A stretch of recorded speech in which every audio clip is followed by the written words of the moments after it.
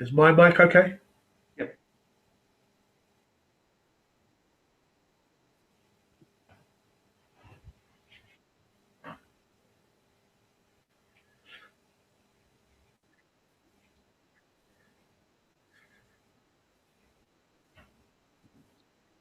Okay. Good evening. Welcome to the latest installment of the Building the Scottish State. And I have with me again Councillor Graham Campbell to speak about an article he was interviewed for recently, particularly about slavery. So first of all, thank you for being with us this evening, Graham. Good evening, Mark, and thank you for bringing me on again. Absolutely. Before we get to the issue of slavery, I'd just like you to talk about your candidacy for the Holyrood elections.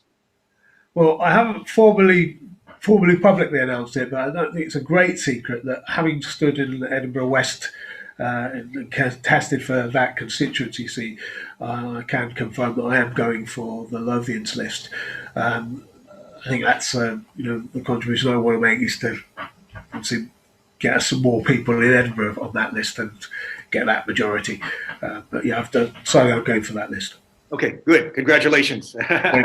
Hope it goes well. So, and what is campaigning going to look like in this context and with COVID and everything? Very much online. I can't imagine that we will have any real great outdoor campaigning. We might even only barely have postal campaigning, so it will be a very largely postal election, I suspect. Mm-hmm. Obviously, we hope that people will be out on the streets in the spring, but I severely doubt it. There might not be much scope for door-to-door campaigning for sure. So I suspect it will be rather similar to some of the stuff we've already been doing online. Yeah. Okay. All right. So now I'd like to get to the issue of slavery, because you, first of all, I'd be interested in just hearing a little bit about your own family history and how that's been intertwined with slavery. Just tell me a little bit about where your origins, how and a little bit about your family history. Okay, well, my father is Jamaican, my mum is Grenadian. Grenada is a smaller island in the Caribbean, but both of them are sugar slave colonies.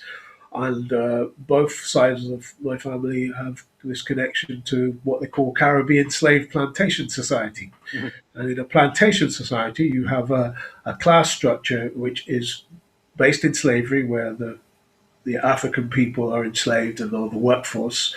The lighter brown-skinned, or indeed in some cases Asian communities, we've had migrants from China, from Iran, from Persia, from India.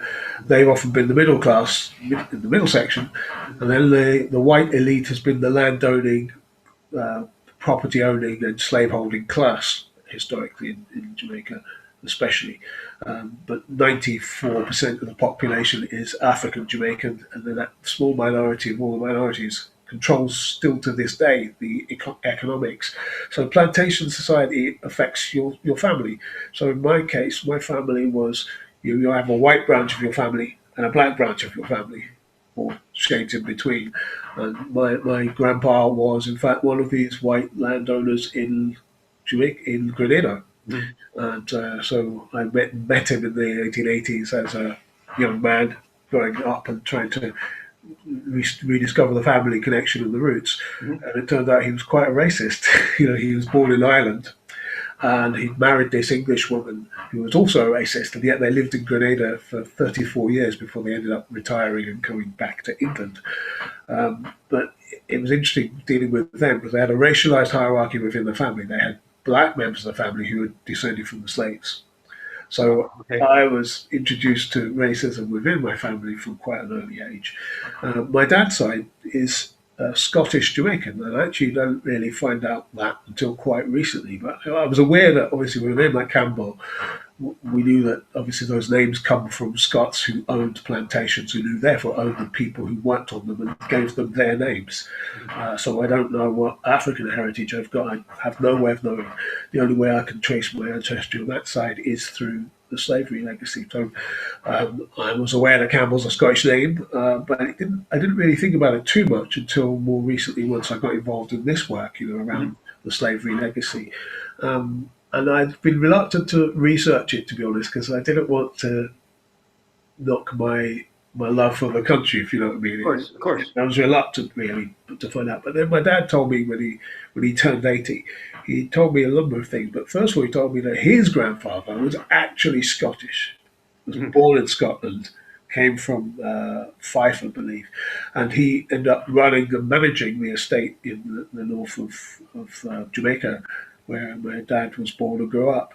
And it turned out that on a Sunday, him and my uncle Carl, when they were kids, they would visit their grandfather on a Sunday. It was quite common in those days. If you had a rich relative, you would go and dress up in the Sunday best, read sections of the Bible to them to check that you were getting your schooling right. That was the thing you would do on a Sunday. And they would be collected in a car or in a horse cart, and they'd be taken up from the village where the black people lived to the white man's house. And that's how they visited their grandpa. And the grandpa had 3 books that he impressed upon his grandchildren, and they were Robert Burns' collection, the Bible, and Shakespeare's collection. So every Jamaican school teacher has those 3 books on their shelves from old school. So my dad was always very aware of his Scottish connection. I didn't really realise this until he told me that when he came to London in the late 50s, early 60s, when he came to London, he first got a job on the railways and then in the engineering, but then he got a job, first place was Royal Mail at Mount Pleasant in London, near King's Cross. It's literally just down the road from King's Cross. And you'd come there and you'd get a job. And who else was there trying to get a job? Irish and Scots people. So from the beginning, he was there coming with the Scots cohort into Royal Mail, and he spent his whole working life in Royal Mail, retired there in 1993. And he said that he'd always had an affinity for Scotland. He knew he was Scottish. He never told me this. It's stuff he'd never bothered to tell me. Until I'd been here more than 15 years. Then he finally told me, oh yeah, I've got this real affinity for Scotland. I've never been, but I want to come. Well, why do you think he was reluctant to talk about it? I'm not sure. I suppose he lives in England, so he's still in Tottenham, and so he's still very, obviously attached to Tottenham. He's lived there his entire life. He's raised a family now, and it's not always popular to say that you're pro-Scottish when you live in England. So it's weird to have lived here this long and then not really known that this connection. And sorry, he was born in Tottenham? No, he's Jamaican. Oh, so he was born in Jamaica. And did he come over as part of the Windrusher? Yes. Yeah. Okay. On the Windrush, or what? I mean, later.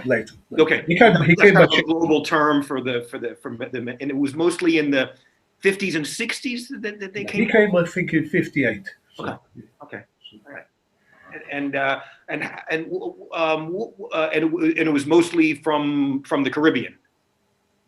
Not only for the Caribbean, but I suppose it's a catch-all term now to describe every migrant from the Commonwealth countries who came. But obviously, a lot of Caribbean people started coming from 48 onwards, and that was when we started to have immigration laws to stop us coming. In fact, we now know that they designed the laws in those days to, prior to 1948, everybody in the British Empire was a British citizen and could go anywhere. Yeah. It was only then, in 1948, that they introduced Commonwealth Immigration Acts, and then later in the 60s did the same, and they were all designed to stop us coming, to stop the white ones coming. And tell me a little bit more about the. I've been doing a lot of some research. I teach American history, and I'm very interested. Really opened my eyes to the British colonial period, and tell me a little bit about the imperial history of Jamaica. When was it first colonized, and were the plantations mostly sugar, or were there a lot of other commodities as well? Because of course it's known obviously for sugar for the most part, but just tell me a little bit more about the colonial economy, the English or UK imperialism there. If you could just give me sort of a little bit about the history. Potted history. Okay, start with 1492. Columbus discovers the Americas, i.e. he lands in a place that people already live in and claims that he's the first person there. The Arawaks kind of look at him a bit strange, and he doesn't decide to stay in Jamaica very long. But they still have a place called Discovery Bay where he discovered Jamaica. But the Spanish and Portuguese come first. They're followed by the Dutch. Okay, because Columbus first landed in Hispaniola, which is the Dominican Republic, right? I'm not sure which island he first discovered. There's a toss up between one of the Bahamian islands and Hispaniola, but I don't know which one he came to first. But but they're all discovered in the same voyage. Yeah. Okay. But yeah, so he discovers these islands, and basically they start. Slavery really begins with sugar as the commodity, but sugar plantations really begin in 1520 in Brazil. Portuguese are the first people to start doing it, and they're the ones who start doing it first with native peoples. The Spanish and Portuguese do that, and then they work out that the indigenous people start dying of the European diseases and don't last long, being worked to death. So they had to import a population which could stand up to European diseases and be worked to death. And that was Africans, West Africans. So they start to be imported into Brazil, kidnapped there. And then gradually as these islands, which, there's a specific geography of being in the equator, having rich fertile soil, you can grow 3 crops of sugar a year. So of course, this becomes a very lucrative thing. Sugar is a very rare commodity in those days, and gradually people make great wealth from it. But it's not the only one. Jamaica was an island which was, when the English got into slave trading, they captured these islands from the Spanish, first of all, in 1655, I think it is, that the English capture Jamaica from the Spanish. And they gradually start capturing these islands from the French, the Dutch, and other people, and develop a rival position to the French. So a lot of the big war because that's about the same, England and France was over these islands. Yeah, because that was about the same time that New York was taken from the Dutch by the British. In fact, it's very interesting. On my family side, on my grandmother's side, they came over the Rusa. I forget the name. Forget his first name, but they came over to New York in 1660. At the when it was New Holland and New York was New Amsterdam, and then I think it was 1663 that the British just took it as they do as their want, and I've got a little kind of family history thing, and I was thinking, well, maybe my ancestors wouldn't have owned slaves, but yep, they owned slaves, they killed Indians, the whole works. It's not like, but I discovered some other things very interesting as well, because I had a lot of Quaker descendants, and in the 1830s and 40s, they were among the most foremost abolitionists, and I have a great grandfather who actually was very active in the abolitionist movement as part of the American Missionary Society. And then just after the Civil War, I think in like 1867, he helped found Tufts University, which was a seminary for freed slaves. And so, and which John Lewis, who died recently, he came from there, and a lot of the civil rights movement was. So, I kind of feel a little better about my ancestry, knowing that there were, good people who really did, work for it. I don't know a lot I don't think I had any plantation owners in my past, but I don't know. It's lost in the mists of time. But what do you, and so your point that you made in I believe the Herald article was just that this needs to be taught about Scott's role in the slave trade, and you were mentioning that there's kind of an amnesia, or kind of a reluctance of people to think that, oh, it wasn't us, we were just dragged along by the British, or this type of thing. Tell me a little bit about the attitude that kind of these, if you could categorize the perspectives of people, and how they, and what you think they need to learn in order to get a better appreciation of the Scottish role in the slave trade. Well, Scotland really enters this story because of one particular commodity, and that's tobacco. Tobacco is a North and South American product. it comes from there. So it begins to be transshipped using slave labor to essentially create this commodity which is very valuable in Europe. The English cultivate it first, they bring it over, but Scots merchants get involved for the following reasons. Glasgow, being where it is about 2 weeks sailing time closer to North America and to the Caribbean than if you go from London and English ports. Trade winds favourably advantage you. Glasgow was also well placed because we had already got ports like Port Glasgow and Greenock. It had a shipbuilding element just starting off. So Glasgow also has all these educated traders and people.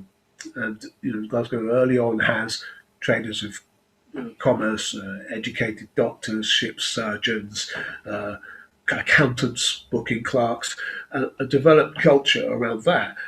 Being literate helps greatly, and that gives Scots the skills to do the bookkeeping, the warehousing. In fact, Scots pretty much invent the tobacco warehousing system. The very concept of putting things in a warehouse, storing them, collecting the tobacco from local farmers, putting them in a storehouse, and then accumulating them to drive up the price of that commodity. Well, Scots cornered that, and the way their family relations worked, it would be the relative that owned the capital in Glasgow, or the west of Scotland, who would run the business from here.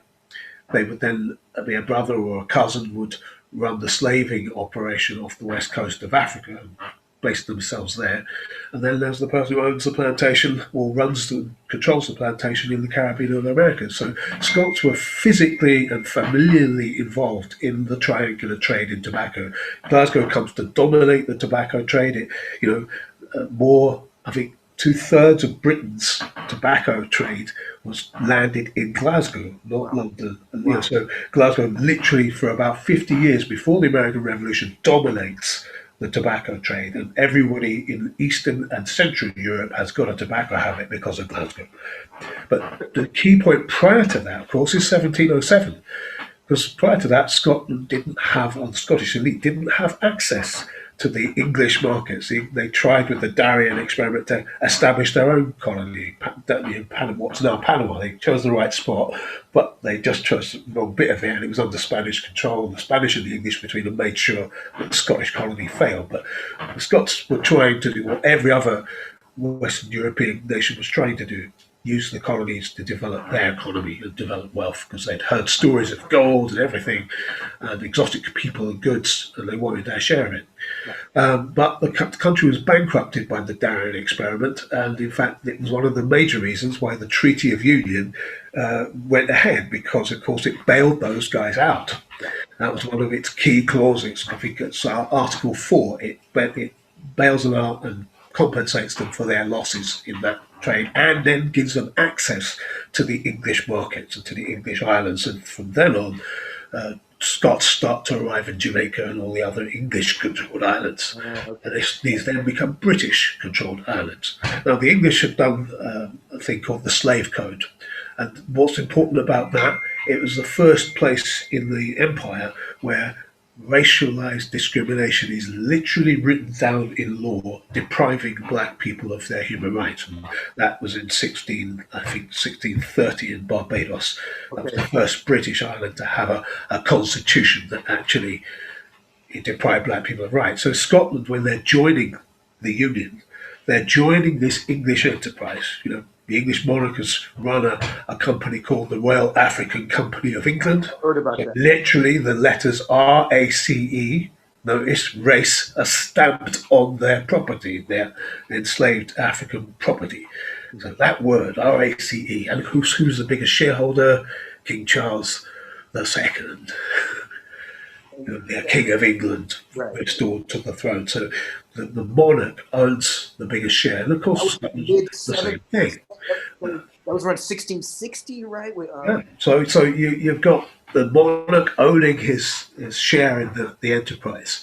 And Elizabeth I in England had done the same, paid Riley and Drake to to raid the Spanish slaving empire. So the English should get into it, get established, get a foothold, and the Scots join them in this enterprise. And without that access to the global slave trading, triangular trade, there's no way that Glasgow would have become the port that it was, and there's no way that the Scottish economy would have developed the way it did, because from that, wealth comes back to Glasgow. Economic development comes to Glasgow. All the trades that we're talking about here, from seafaring, stevedoring, rope making, sail making, textile industries, who's their market? Who's making the clothes that are on the backs of those slaves? They're made in factories and linen outfits and textile mills all over Scotland. There's even the term Osnaburg cloth, which is the slave cloth. It's produced in Osnaburg and Fife, right? So this is Scottish linen. That industry entirely develops on that basis.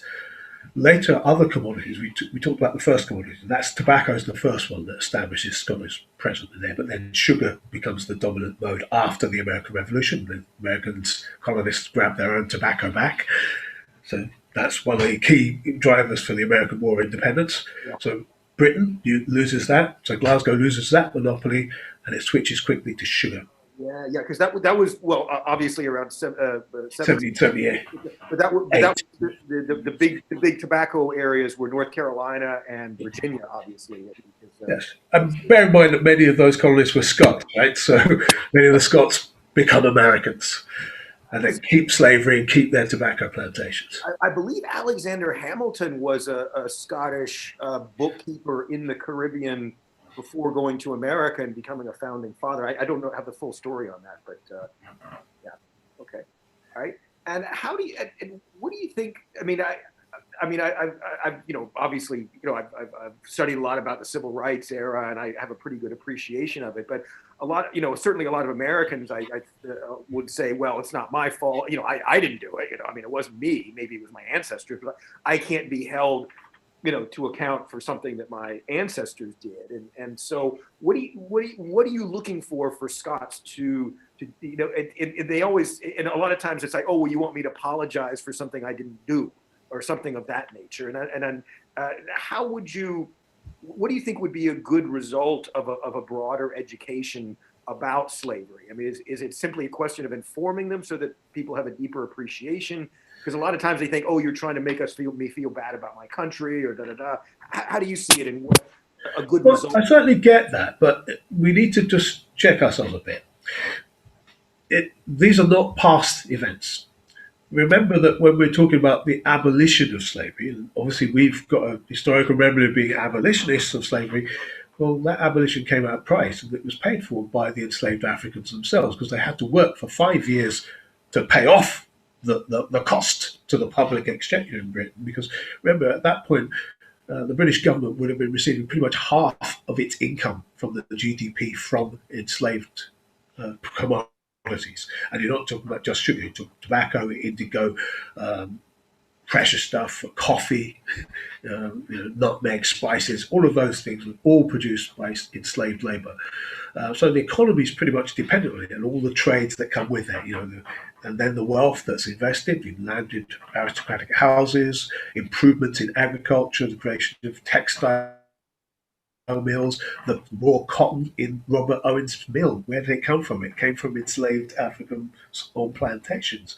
So even the social reformers were using enslaved workers. So, it touched and permeated every aspect of the development of Scotland in the Industrial Revolution. Scotland begins as a country which is pretty much an agricultural society prior to slavery in the Americas. After about 50 to 100 years of involvement in slavery, it becomes one of the most economically developed parts of Europe. It has an industrial revolution. It develops the capital for that. Where did it all come from? It comes from slavery. There's no doubt about that. But unfortunately, we've had two mythical narratives that are competing in people's heads about how we tell this story. One of them is the Unionist narrative, which says, "Oh, we are something like we abolished slavery. We stopped slavery, didn't we?" And it forgets the 200 years of prior to that when they were the main perpetrators of slavery. Literally millions of people. Roughly, I think the majority went to the Spanish and Portuguese empires, but of the rest of that 50%. 30% of that is to the British Islands. So the British were responsible for about 1/3, of the entire slavery in the Americas. So they're responsible for 1/3 of the millions of Africans who are in that continent, sold in slavery by British people. And of those British people, we know from the slavery compensations that 15% of them who got compensation were Scots. So Scots were overrepresented compared to the population in that enterprise. And there were some reasons for that to do with the specifics of Glasgow. Scotland was a country which actually educated its people. So its people were literate. So a relatively poor person, if they could get literacy, get skills, could become a doctor or a bookkeeper or what they called it euphemistically a surveyor or a conveyor, which basically meant a slave plantation driver, a slave driver. Scots did this, but they had the skills to do it. They had the education, the technical ability, and they had the training, and they had universities producing them 10 to a penny. So there were some specific reasons why Scotland was well suited for involvement in that trade.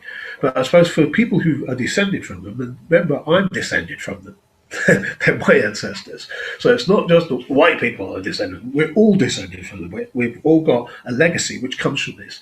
Just 5 years ago, I think it was 2015, it was only then that the debt that the British government incurred from compensating the slave owners for their property, it was the equivalent, I think, of £17 billion in today's money. That was paid over a 200-year debt. It was only finally paid off in 2015. So all of us, if you've been working prior to 2015 and paying taxes, you've been paying off that debt to slave owners, and those slave owners' families still have those mansions, still have that accumulated wealth. So we're paying for that still. We stopped paying for it in 2015. So it's a live question. These wealth and resources are still with us. They're with us in the forms of benevolent funds and scholarships like the Coates family, for example, or the Watt Prize. These monies are still there creating philanthropic enterprises. But they have their origins in slavery, this money. They're still with us, they're still live, so we're still benefiting from them. So the idea that, it was them, it was nothing to do with me, it is everything to do with you, because you're still benefiting from the results of that wealth now. Now, to some extent I do, because I get the chance to go to this university or that educational establishment because I happen to live here. Yeah. Okay. And what do you know about the people who were actually granted the land? I mean, I've been going through some of the early colonial charters in the United States, the Virginia Charter of 1606, Massachusetts Bay, et cetera. And, usually the first paragraph is like, it lists the aristocrats, or often, I guess, mostly aristocrats, I'm not sure, dukes and, earls and stuff that are granted the land and given a chance to make some money off of it. And I think, for example, in Virginia, it was created as a company primarily for tobacco, and then the venture failed, and so it later became a colony. I think that in North Carolina, what was it, 7 or 8 lords proprietors? They were just kind of given that land and given a chance to make some money off it. And from what I understand, a lot of times the second or third sons of aristocrats would be granted land because because of the laws of primogeniture.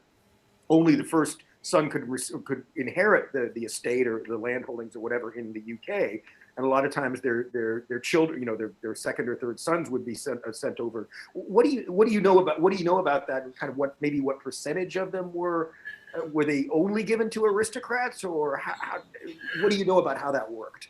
I think this is one of the enduring myths that it was only aristocrats. I mean, it's completely not correct. I mean, all the evidence shows that, in fact, Scots, as well as English colonists and other colonists from Europe, were typically sojourners, as they call it. But sojourners are people who intention is not to emigrate to the colony, but to stay in it for a period of time, 5 to 10 years usually, where they would try to make a go of things and make a fortune that they would intend to bring back.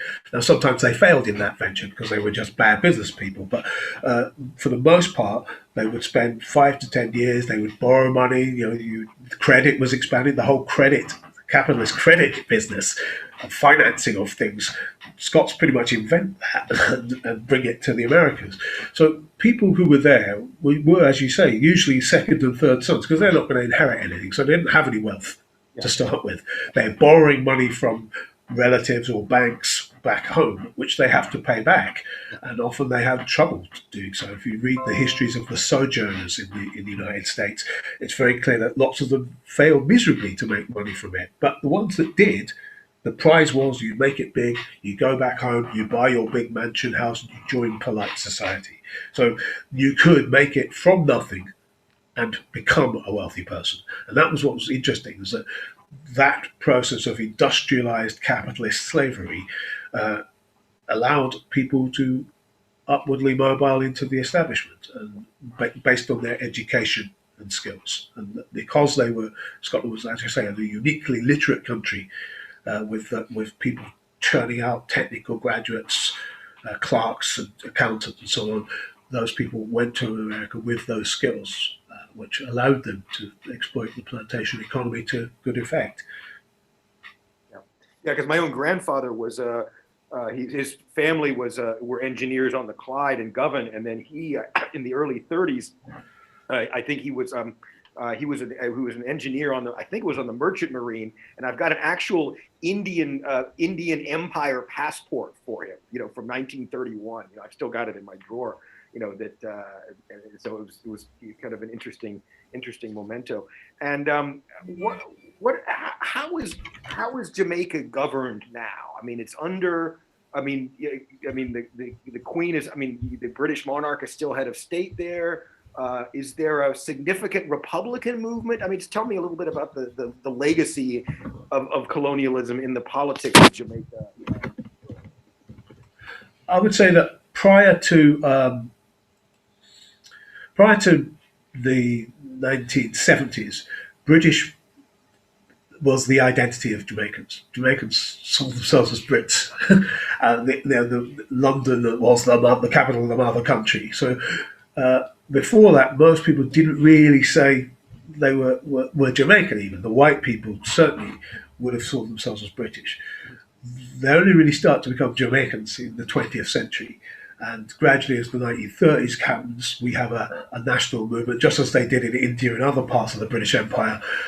Jamaica had a national movement too, and it was influenced by the slave revolts of past centuries. And in particular, in 1938, there was the equivalent of a slave revolt was the sugar workers. The sugar workers were the main industrial base, and they went on strike, and they were the core that led to the granting of universal suffrage in Jamaica, and in a full election in 1944, where democracy starts in Jamaica. But it starts at the time when the economies crash, we've got the Depression, and the British Empire is weak. And that's important to notice, that a lot of anti-colonial struggle was boosted during that time. So Jamaica is a typical example of Caribbean anti-colonial struggle against the British Empire. We've formally become semi-independent in 1944, and then become a fully independent country in 1962, but with Queen Elizabeth still as the head of state.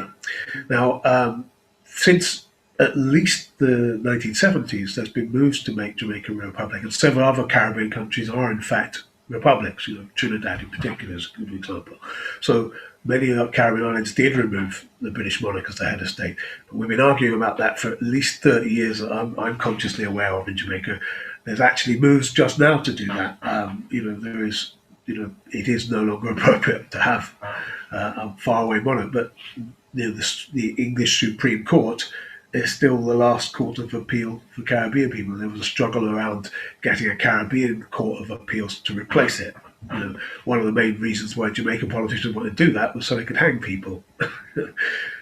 Not a good reason, but But the point is made that we should be independent and fully independent. We're still not quite fully independent. Okay. And what would it take? Have there been referendums, or have there been? What type of progress has been made towards becoming independent from the UK? Sorry, say that again. What progress has been made? Have there been talk of a referendum? Has there been moves towards that end? Certainly when I lived on Jamaica in the 90s, there was an active consideration of it, but it was put in the election manifesto of the party that was arguing for it, and they lost. So, and the current Jamaica Labour Party government, which is misnamed, it's the Conservative Party in Jamaica that's pro right-wing politics in America, but they're in government just now, and they actually are thinking of introducing something along those lines. Several other Caribbean islands have questioned that relationship as well. So it is being questioned again, and the fact that it's coming even from right-wing people in Jamaica is interesting. So I think there's a clear chance of it happening in the near future. And what are the current demographics in Jamaica? I mean, I know it's not. I know there's not a clear white-black cleavage. I mean, you yourself attest to that. But what are? Can you talk a little bit about the demographics of? Sure. Essentially, 94% of the population, I say, is African Jamaican, descended from the enslaved African heritage. And then of the minorities, we've got about 1% Indian, 1% Chinese. They came in the 20th century, generally were traders.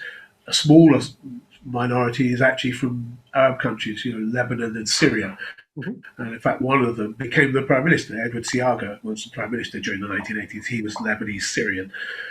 So there's a community of them. There's also some Jews. I mean, about 0.5% of the white population was Jewish, and they were often traders and mercantile bankers, that sort of thing. And there's still a Jewish community there today. You also have the Chinese, massively important in trading, in import exporting. They've long been there, and they're another minority that has a significant input into the Jamaican economy. There's also, of course, Scots. There's been a Caledonian society in Scotland for 150 years, and they have their Scottish dancing society too. They're getting a bit old now, but the Caledonian society was quite strong amongst magistrates and judges and lawyers and so on, because Jamaican jurisprudence is largely developed from Scottish jurisprudence. So, in fact, it's called the High Court of the Justiciary. Mm-hmm. So that's we have the separation between Court of Session and Court of Justice. We have that separation in the legal system in Jamaica as well. Okay. All right. If you could click on your chat, we've got, on your chat button. We've got quite a few questions, and maybe I've seen them. Yes. Maybe let's start with them. Just go through some of them. The first one deals with the national currency, but yes, I'm in favour of our national currency. I think it's one of the main reasons why we lost the referendum in 2014, not being clear on that. And I'm very glad I fought very hard for the Commonweal idea of, fighting on the Growth Commission to make sure that we did not have a long transition towards our own currency. So I'm very glad that we were successful in that. It was one of the most important things that was come out of the National Assembly discussions during 2018. I'm very glad that we won that fight. So yes, Scotland should have its own currency straight away from as soon as possible, and we should start preparing for it now by making our national bank denominates. One of the things we could do is denominate salaries, public sector salaries, in our new currency. That would straight away give it a real value. Melanie McCain here is asking, do you have concerns for those now seeking settled status or having settled status, given there's no physical proof? Not quite, same as Rich, but it worries me. You're quite right to worry about it, and it's a point of concern that the European Union migrant activists have asked me to ask the government about. Our government, Scotland's government, should in fact issue letters of comfort to back them up. But obviously they don't have the legal authority to rule on matters of immigration. But I think Scottish government should back up, at least to give residents the evidence that they have a legitimate right to be here. Obviously, if you've been here prior to January the 1st, you have had the chance to apply for settled status, and most people I know have done that. But for those who aren't entitled to do that after January the 1st, I think a letter of comfort from the Scottish government would be very helpful in order that they don't lose their jobs and homes and livelihoods. Yeah. I think we should be a bit braver in doing that. Mary Malloy says Scotland still has to face up to their part in slavery. Very true. Paul O. Santos Jameson has a question. Living in the US, my mum is from Glasgow and I've lived here, and I lived there until 78. wife is Trinidadian with Afro-Indian Scottish ancestry. When Scotland becomes independent, will there be recourse for my family to claim citizenship? The answer to that, I would say undoubtedly, would be yes. And the reason being is that in the 2014 referendum, we offered a citizenship offer to anybody who had lived in Scotland for 10 years, even if they weren't living here anymore. If they had lived in Scotland for 10 years, they were automatically entitled to have a Scottish passport. If we'd won in 2014, that would have been the case. Now, I can't imagine that we won't have at least as generous an offer in this one. I think it should be more generous. Would that also extend to people who have a Scottish father or mother? I think, as I say, anybody who wants to be Scottish should be able to. I don't think it should be a restriction. I don't even think there should be a time period. But obviously that's a thing to be decided in the course of the referendum campaign. But I wouldn't like to make it 10 years, but I'd like to make it at least possible. If you choose, you want to be Scottish, you should be able to become a citizen. Okay. All right. Let's see. So... always we should look for lessons for today. I do not underestimate the power and the inertia of the Tory unionist anti-independence. What applies today is what needs to be done, from Malcolm Hughes. I'm not quite sure. I'm not sure.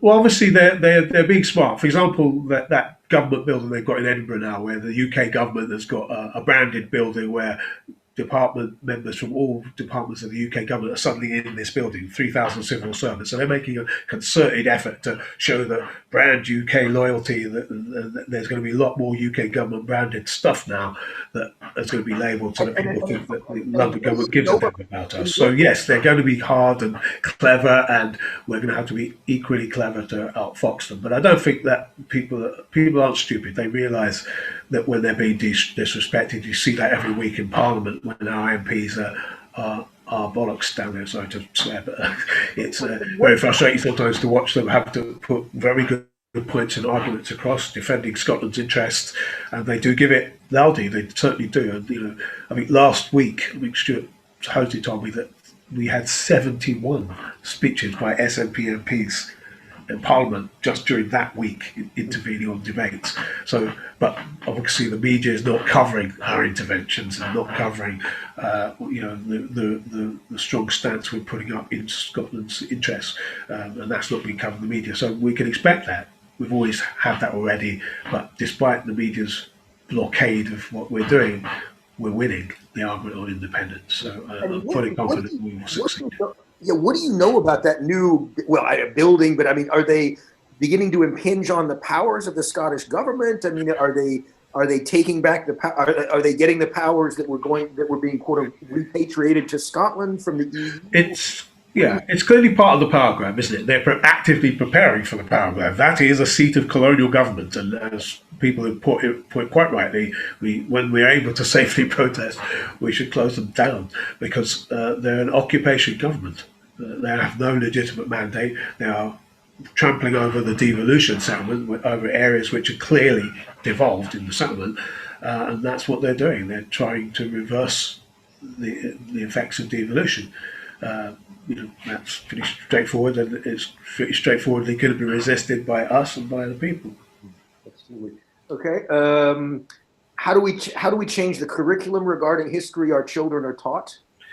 That's fairly straightforward. The Scottish Government controls the curriculum, and therefore through the SQA and through what they call the National Curriculum Learning Outcomes. We've argued, and we passed a motion in our council in Glasgow to support the Coalition for Racial Equality and Rights campaign to change the learning outcomes in the national curriculum standards for what we expect kids to learn. So one of those outcomes should be a knowledge and understanding of the slavery and colonial legacy of Scotland. So that we could easily change that by changing the parameters of the national curriculum. And is that something that would be particularly controversial, do you think? I mean, in America, whenever you talk about stuff like, teaching certain things a certain way, I mean, with regard, I don't know whether it's evolution or, people just come out of the woodwork to oppose it. I mean, I can't see, knowing Scots pretty well, I can't really see the same problem, but maybe you could comment to that, because it's... Well, my experience over the last 5 or 6 years, and indeed doing radio and television and newspaper stuff, is that people's response to it is that they want to know more. They want to know why they didn't learn it. They want to know, are their children learning it, and why aren't they learning it? That's been the majority experience of mine, that most people have a thirst for knowledge about this and want to learn and want the kids to know. Sure, there'd be people who are opposed to that, but my experience has been that the majority want to know, because it's all part of knowing Scotland's history. And indeed, Scotland's history is not properly taught to Scottish people. And even when we talk about slavery, we generally talk about England's ports, London and Bristol, Liverpool's access to this Atlantic slave trade. We very rarely talk about the Glasgow side of it. Now, part of the reason for that was very few history books before 15 years ago about this. Now there's a wealth of scholarship from Scotland about Scotland's role in it, so we can now tell that transatlantic story from a Scottish perspective in a way perhaps we couldn't do before. But now we have no excuse. We've got the scholarship, we've got the history, we've got the research. It just now needs to be put in the curriculum and made examinable. This is the other thing, that history teachers don't have that in their curriculum when they're learning their history degree. So we need to make sure that that curriculum goes right up to the top of the tertiary level as well. Yeah. Okay. And wait, I just had let's see. So let me think here. So let's see. I wanted to, let's see, plebisciter section 30. When we were speaking last time, you were making it pretty clear that the Scottish government has made it pretty crystal clear that they're planning for a referendum. They've legislated for it. But I mean, everybody I talk to is anxious. They don't know, is Boris going to be able to? I interviewed Brendan McNeil the other day. He's like, Boris Johnson, there's no way he's granting a section 30. How do you see it? And certainly, they made the Scottish government has said that they have every intention of legislating for it. How do you see the state of play at this point? I've always seen it as dependent on the circumstances in which we hold the vote. We are now outside the EU, so first of all, the EU partners now don't give a shit what the British government thinks anymore about when it comes to Scotland. So that's the first thing. Their attitude to it has changed. Secondly, the American government has now changed. Yeah. So their attitude to it is going to be singularly different too, I believe. Biden has a history of supporting Irish unity and the peace agreements and everything, and not pleased by Brexit either. So we've got, in terms of the recognition of our vote, and this is the key thing, it's not so much whether it's recognised by Johnson. Actually, I think that's a bit of a red herring. Yes, it would be nice because we set the example before of having an agreed referendum. And the reason why that was important was because we want no voters to actually vote in our referendum so that it's seen as legitimate by both sides of the argument. By having the Edinburgh Agreement last time between Salmond and Cameron, it meant that the result was going to be recognised without any disputes. The problem with having a vote that's not recognised by the other side is that we could have the Catalan situation where all the yes voters turn up, the no voters boycott it, and then it's not recognised. I want our vote to be recognised. So it's not so much whether it's recognised by Boris, it's whether it's recognised by our international partners. And so if we're seen to at least have a ballot, a vote that's as legitimate as the one we already previously had, and that's what it's got to match its legitimacy. So in my view, we set the precedent that the people of Scotland are sovereign. They decide. It must be them who votes. I'm not in favour of us declaring UDI because we don't have a mandate for that. People vote for the SNP or vote for pro-independence parties who don't necessarily support independence. I mean, I think about 80% of SNP's voters support independence, but 20% of them don't. And likewise, up to 30% of Labour voters do support independence. You know what I mean? So it's why it has to be a vote, specifically a referendum on independence. So I'd ideally like the Section 30, but but the fact is we've made the legal situation possible so that we can at least hold the referendum. If a plebiscite, I suppose it depends what you mean by that. But I think a plebiscite election, clearly. I'm assuming that's what CAP means. Therefore, I would say that obviously the SNP is going to go into that election pledged to have a referendum. Likely the Greens will as well. I'm sure they will. So there will be a pro-independence majority in that parliament, ideally an SNP majority, because I think that is the only one that will be taken seriously by our opponents down in London, which is the thing that I think would force them to have a Section 30. After all, it was Alec getting a majority in 2011 that forced Cameron to concede the Section 30. And I think it's going to be true again. Boris is going to say no. Now, of course, they all did. Cameron did too. And that's only 10 years ago, but Cameron conceded it because we won a majority. Okay, and this would presumably be enunciated in the manifesto of the SNP. Yes, it will. I will be. I hope to be interviewing Keith Brown next week at some point, and he's the principal. I think he's the principal one. And Angus McNeill told me he's the principal one to talk to about that because he's developing the manifesto. And so, can we presume that there will be an engagement to a referendum in the manifesto? I would say you're 99% certain that it will. Because that's what every one of us on the NEC wants, it's what everybody in the party wants, and it's obviously what people in the independence and the yes movements want. If it hadn't been for COVID, and people often ask me, when do you think that Nicola's planning to have the referendum? When's she going to hold it? When's she going to hold it? Yeah. And if it hadn't been for COVID, I think we could have had it previously. We could have already been in the campaign in 2019. Yeah. We were half expecting Brexit to be finished in 2018 and half expecting a general election at Westminster by then, but things took much longer than we all expected. And I think it's reasonable to say to people, well, it's understandable if people weren't able to make a decision about independence again until they knew what the situation with Brexit was, what kind of Brexit we were going to have. It was reasonable for people also to know our status, whether we're in the EU or not. And now they know just how bad and damaging it actually is. Yeah, the fishing industry vote with some certainty what they're voting to stay in if they want to stay in the union, but they also know clearly what they will get from us in terms of what kind of independence. It's now clear you either independence and go fighting to rejoin Europe, or you're on Brexit Island floating away into the Atlantic. So it's a clear choice now, which it's reasonable now to ask people to choose again. Mm-hmm.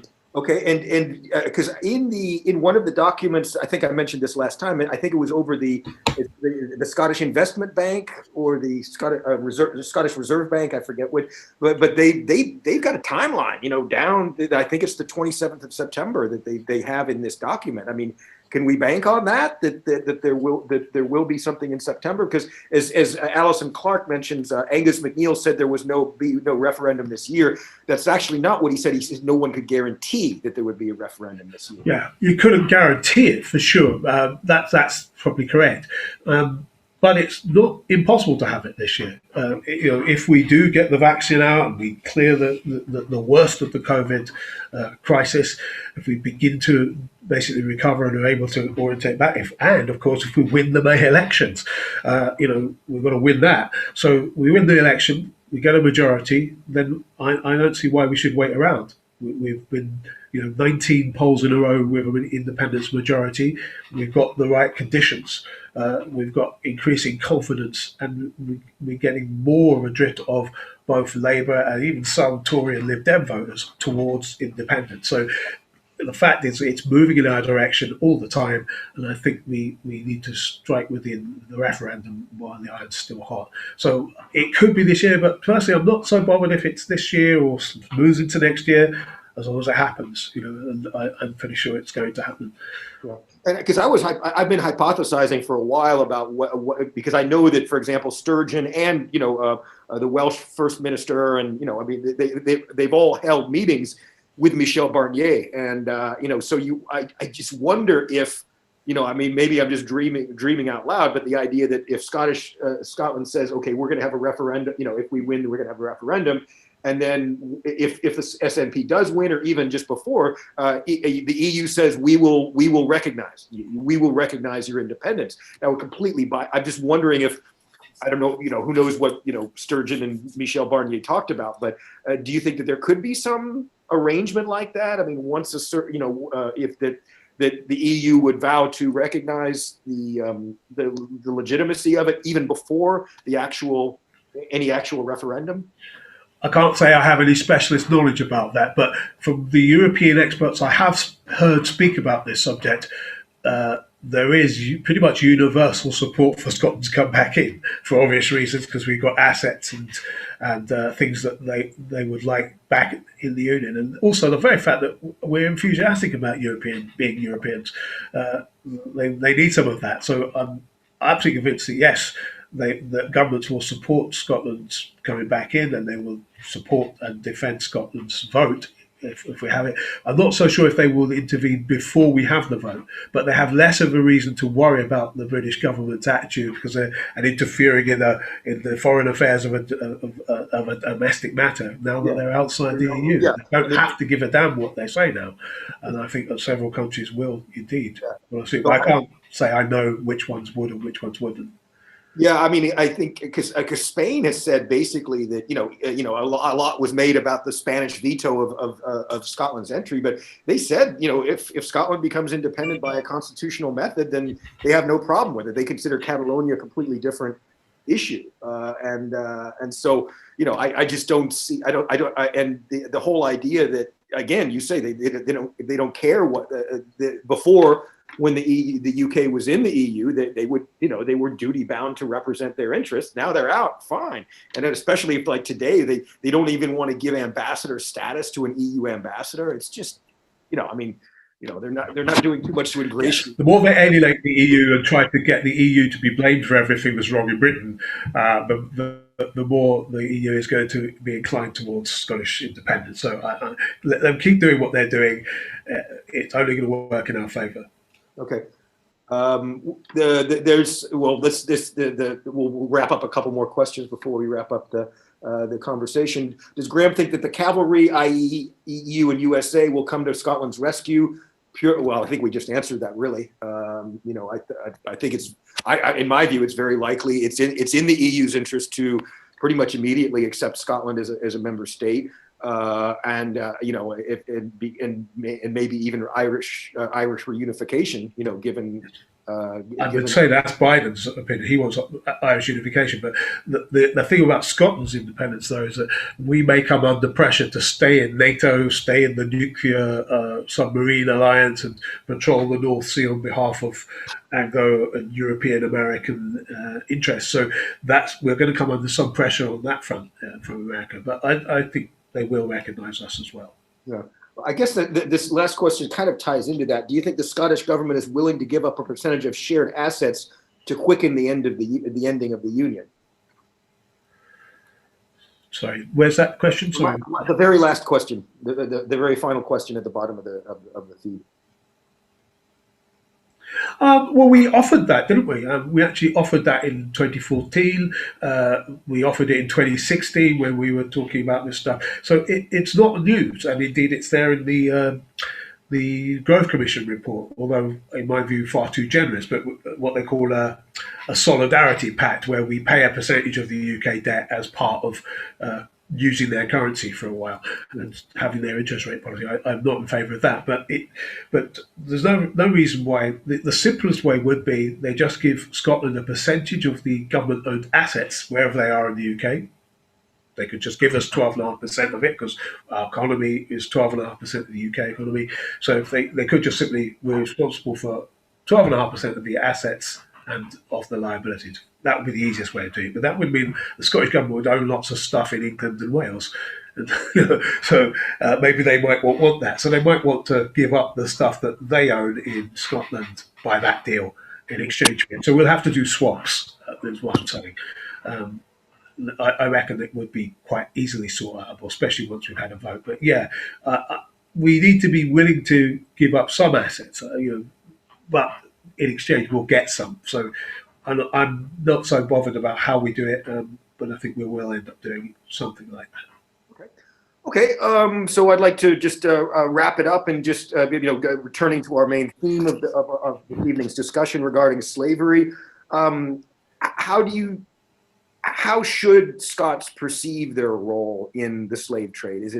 I mean, it's too simplistic to say, oh, they should feel guilty. Oh, I'm so sorry for what my, I know that's not what you're looking for, but what are you looking for in terms of Scott's understanding of their role? Guilt isn't actually a very helpful emotion in these circumstances. What's more helpful and productive is actually an acknowledgement. Acknowledgement leads to atonement. Atonement leads to awareness raising, and I'd like to see it properly raised so that people understand what enslavement means. And it's not the same thing as, whether it's bonded labour or indenture. You're still humans in those systems. Chattel slavery was a system where people became things, and that was what uniquely was introduced. It's a form of slavery that did not exist, certainly not with industrialised capitalism, and that's what's new to it. So let's not compare, say, the Highland clearances or the Irish famine, as I've often heard people do. Those are terrible things in their own right. It actually cheapens the memory of those events in their own right as awful historical experiences, to compare and trade off hierarchies of which is worse. That's wrong to do that. This is a unique historical experience that we carried on doing for, I think in a period of 250 years that Britain was involved in it, and then the aftermath of colonialism. So a total of 400 years of this unequal relationship. What it does, and you've seen what it does in the Highlands. If in the Highlands we saw how that oppression and concentration of ownership in the hands of lairds led to the clearing of people from the land, well, imagine that being done also in West Africa. People were literally kidnapped for hundreds of years and taken forcibly over the other side of the world. What do you think it did to the economy of West Africa over generations? And we're still living with the losses of population and of economic development still now. The post-colonial period only very briefly started to reverse that period, and then we set up neo-colonial structures where these countries got into debt, never having properly, compensated them for the losses they had from colonialism and slavery. So we've got to change that relationship. So one of the things we can do is we can make reparative justice by training and educating hospitals. We could dedicate university. We could help resource the universities in West Africa to keep their archives, for example, which are all about their connections with Britain. So we could help them to build those, use our expertise to help them build their economies up. So that's the best way we can help, because it's not just about money. We talk about reparation, not reparations. Yeah. Reparations, we often talk about the compensation. Now, money is part of it, but frankly, in terms of raw money, it's such a huge sum of money that it couldn't possibly be paid back by all the developed countries that benefit from slavery. So what we can say is what can be reasonably and meaningfully done. Obviously, wipe off all the debts of these poor middle-income and low-income countries, but we should be helping them to economically develop. Let's shorten that. Help them get secure renewable energy, help them not have to use fossil fuels, use our technological advantage, transfer it, use our skilled nurses, doctors, technicians, etc., to help build up their economies. That's the best thing we can do for reparations. I've been doing a lot of research on, in the United States, the Gilded Age, after pre-bellum slavery was abolished, and then, at least through the early 1900s. But when we learn about, of people who came here, and then, what's inscribed on the Statue of Liberty, give us your huddled masses, etc. We're thought, they came to have a better life. But what I've been learning in watching archives and documentaries, etc., is that so many, millions of people that came over, especially during the late 19th century, from Italy, from Eastern Europe, and, from Scotland and Ireland as well. But that they came to Ellis Island or whatever, and then they were taken basically, somebody would say, we've got a job for you. They were taken to West Virginia, for example, and then in basically in coal camps, where they were just worked to the bone. I mean, in horrific working conditions, and a lot of times they would take people who were from Eastern Europe simply because they couldn't speak the language, so they could be worked more easily and not be able to organize or a strike or whatever. And then they would be paid in company script that they could only spend at the company store. They had to buy the explosives that they would use to get the coal or whatever mineral. They had to buy it themselves from their pay. And I mean, you know, we don't, and there was also the whole legacy of convict lease as well, particularly in the South, where you know, you had law like vagrancy laws and this type of thing, which basically served to re-enslave, where people could be arrested for just walking down the road, or you know, and then sent to jail. They wouldn't be able to pay the fine, so they would be sentenced to 3 years hard labor, you know, on a chain gang, working in a coal mine, where, you know, clearing, you know, and that's a lot of how America was built. So could you distinguish between this, you know, kind of the prebellum slavery where people were owned, but this more, even in some ways more awful? Well, I mean, they're both awful. I mean, I know you talk about the hierarchies, but I mean, because a lot of times you know, for example, with convict lease, these people, it was like they were rented rather than owned. So at least with the prebellum, they had an interest in keeping the slave alive because it was their property. But after this, you know, in the late 19th century, these people, you know, were enslaved, you know, particularly with convict lease, but their lives weren't even valued as property. Can you, I mean, I know that's not really a question, but I'm just wondering if you had any reflections on what I said. Perhaps I'm not really sure how to respond to it. My knowledge of that Highlands pop stuff is not great, so I can't really speak with any expertise on it. But I would say that it's pretty clear that the forms of exploitation and inequality, you know, America is a society based upon slavery, so of course it had ways of labor exploitation, even with waged slavery, which were waged slavery, and sometimes it was pretty much near the same thing. If you were a sharecropper in the southern United States, you were essentially paying a form of debt which was impossible to ever pay back. And white and black sharecroppers shared that, but actually black ones were worse. So their lives were practically slavery. And of course, prison labor system in America is slave labor because they use it for quite a lot of industrial processes, you know, to manufacture things and to do land and everything. So it's not an incorrect observation. Okay. It's Okay, well, we'll wrap it up on a positive note. We've got some nice, thanks for your contribution, Graham, Susan Campbell. This has been super interesting. Thanks, Mark and Graham, and very interesting topic. Thanks to us both. So, folks, I want to just say I've posted in this post a meeting that's happening on Saturday. The S&P BAME network is hosting a debate about Trump and the end of, you know, Biden coming in. We talk about Black Lives Matter, racism, the threat of far-right terror in the United States. So I've got two African-American speakers, Jeanette Davidson from University of Oklahoma, Ronnie Harris, who's a community organizer in Chicago. Jeanette was born in Scotland, and Ronnie lived in Scotland and went to Aberdeen University for quite a while. He works in the same area that Barack Obama was active as a Southside Chicago community organizer. And Kat Carey, who's a member of the SNP here, she's a member of Democrats Abroad, so she's the other panelist. So we'll get a good American perspective of what's going on. So that's on Saturday evening at 6 o'clock.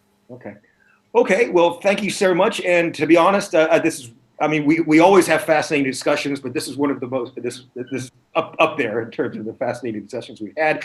And I have to say, I've both the fact that you are definitely a candidate and the fact that you have indicated that it's 99% certain that there will be, you know, a promise for a referendum in the SNP manifesto coming up. That's very, very reassuring. So just thank you so much, Graham, for speaking with us this evening. You're welcome, Mark. And thanks to everybody for listening in. Right. Thanks, and thanks for listening, everybody.